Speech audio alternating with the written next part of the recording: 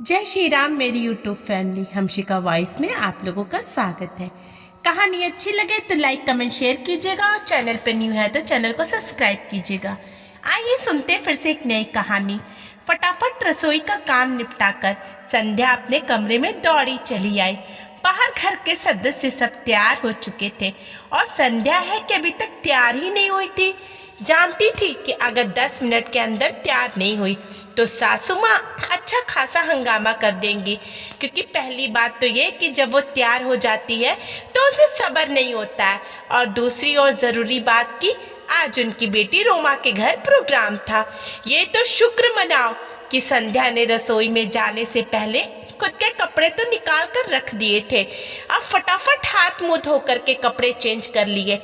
हल्का फुल्का मेकअप किया ही था कि इतने में बाहर से पति मयंक की आवाज आने लगी। अरे संध्या, कितनी देर लगेगी तुम्हें? जल्दी आओ, देर हो रही है। इससे पहले कि संध्या कुछ कहती, सासू माँ राशि जी ने चिल्लाना शुरू कर दिया। अभी खुद के मैके का काम होता तो फटाफट तैयार हो जाती, लेकिन यहाँ तो प्रोग्राम मेरी बेटी के घर पर है तो बस लेट करने में लगी है। जब कह दिया है कि जल्दी तैयार हो जाना तो तैयार नहीं हो सकती थी। बस धीरे धीरे समय बर्बाद करने में लगी हुई है। बस अब पता था कि सासू माँ ने चिल्लाना शुरू कर दिया है। अब सबका मूड खराब होना लाजमी है। अब जब तक सब उसे 2-4 बातें ना सुना लेंगे तब तक सबको चैन नहीं मिलेगा। खैर, संध्या फटाफट अपनी सैंडल पहनने लगी तो ये क्या, सैंडल ही टूट गई। अब उसके पास तो पहनने के लिए कुछ भी नहीं है। आखिर मयंक चिल्लाता हुआ कमरे में आया। क्या है संध्या, तुम अभी तक तैयार नहीं हुई हो? सब बाहर तुम्हारा इंतजार कर रहे हैं। बेचारी रोमा भी वहां हम लोगों का इंतजार कर रही होगी। उसे देखकर संध्या ने अपने टूटे हुए सैंडल दिखाते हुए कहा, मैं क्या करूं मयंक जी, मेरी सैंडल ही टूट गई है और पास में दूसरी भी नहीं है मेरे। हे भगवान, तुम इतनी लापरवाह कैसे हो सकती हो? एक और जोड़ी एक्स्ट्रा भी नहीं रख सकती हो? जाकर देखो, मम्मी की कोई सैंडल रखी हो तो वो पहन लो। पर मम्मी जी की सैंडल मुझे कैसे आएगी? मम्मी जी के पैर मुझसे बहुत छोटे हैं, संध्या ने धीरे से कहा। इतने में सासू माँ भी दनाती हुई कमरे में आ गई और चिल्लाते हुए बोली, अरे चलना नहीं है क्या तुम दोनों को? देर हो रही है। फिर संध्या के हाथ में टूटे हुए सैंडल देखकर चिल्लाते हुए बोली, बस शुरू हो गया इसका तमाशा। कभी एक दिन भी ऐसा गया है कि जब कहीं जाना हो और इसने तमाशा शुरू ना किया हो? अब शुभ काम में जा रहे हैं तो तोड़ा फोड़ी मचा रखी है। यहाँ मेरे नवासे का जन्मदिन है और ये कामचोर सामने ये टूटी हुई चप्पल लेकर के आ गई है।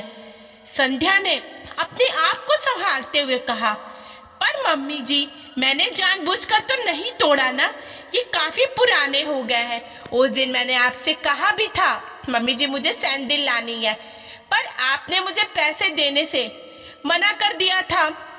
बेटे के सामने अपनी पोल खोलती देखकर सासू माँ संध्या पर चिल्लाते हुए बोली, हाँ तो पैसे का पेड़ पर उगते हैं का? तेरे मैके गई थी तो तब ले आती ना वहां से। क्या इतना सा तेरे मैके वालों को नहीं दिखता है? और मैं तो तुझे लेकर जा ही रही थी ना बाजार, लेकिन अब तेरे काम ही पूरे नहीं हुए तो मैं क्या कर सकती हूँ? जिसको नाटक करना है वो तो कहीं से भी कुछ भी नाटक कर लेता है। मयंक ने बात संभालते हुए कहा, पर अब क्या करें मम्मी, एक काम करते हैं, रास्ते में से नए सैंडल दिला देंगे। मयंक की बात सुनकर वो जोर से चिल्लाई, हाँ हम तो फालतू बैठे हैं, आज समय व्यर्थ नहीं होगा, रहने दे इसे यहीं पर। जब घर में अकेली रहेगी तो अकल ठिकाने आ जाएगी। पर मम्मी, मयंक इससे पहले कुछ कहता, उसके फोन पर रोमा का फोन आने लगा, जिसे देखकर सासू माँ ने कहा, जरूर रोमा का ही फोन होगा। उसे क्यों उसके ससुराल में शर्मिंदा कर रहे हो? जल्दी चलो, रहने दो इसे घर पर। मयंक भी ज्यादा कुछ कह ना पाया और संध्या को घर पर ही छोड़कर सब खाना हो गए। संध्या के आंखों में आंसू आ गए। शादी को 2 साल ही हो गए, पर हर छोटी चीज के लिए वो मोहताज हो जाती थी, या यूं कहे कि मोहताज कर दी जाती थी। मयंक अपनी सारी सैलरी अपने माँ के हाथों में रखता था, यहाँ तक कि संध्या के हाथों में कुछ ना देता। संध्या अगर जरूरत भर के पैसे भी मांगती तो उसे कह देता कि माँ से ले लो। और इधर सासू माँ और भी महान, संध्या जब जरूरत पड़ने पर पैसे मांगती तो सासू माँ का जवाब होता कि अपने मैके वाले से ले ले, मेरे पास फालतू पैसे खर्च करने के लिए नहीं है। सोचते सोचते ही संध्या के आंखों में आंसू बहे जा रहे थे। आज सिर्फ एक चप्पल के कारण ये लोग घर छोड़कर चले गए। अब क्या अपनी चप्पल लेने भी वो मैके जाएगी? खैर, जैसे तैसे रात निकली। संध्या ने किसी से कोई बात नहीं की। दूसरे दिन सुबह के 8 बज गए, लेकिन किसी को चाय नसीब तक नहीं हुई। आखिर सासू माँ को चाय नहीं मिली तो वो बाहर आकर चिल्लाने लगी, आज चाय मिलेगी कि नहीं? पता नहीं कहाँ चली गई कामचोर। किस्मत खराब है मेरी जो ऐसी बहू मेरे पल्ले पड़ी है। थोड़ी देर बाद संध्या अपने कमरे से तैयार होकर बैग लेकर बाहर निकली और उसे देखकर सासू माँ बोली, ये सुबह सुबह कहाँ बन ठन के निकली? अभी तक तो हमने चाय भी नहीं पी, घर का काम कौन करेगा? सासू माँ की बात सुनकर संध्या मुस्कुरा कर बोली, सासू माँ, अब तो मैं मैके जा रही हूँ नई चप्पल लेने के लिए। उसकी बातें सुनकर सासू माँ तब तमाते हुए बोली, जहाँ जाना है वहां जा, पर पहले घर का काम करके जा, चाय नाश्ता तैयार करने जा। ऐसा है सासू माँ कि जब सब कुछ मुझे मेरे मैके वालों से ही लेना है तो काम भी मैके वालों का ही करूंगी ना। अब आप लोगों की तो औकात नहीं है तो चप्पल खरीदने की, तो उन्हीं के पास जाना पड़ेगा। आपका घर है, आप लोग कीजिए अपने घर का काम। सासू माँ ने गुस्से में मयंक की तरफ देखा तो मयंक भी नजरें झुकाकर बैठा हुआ था।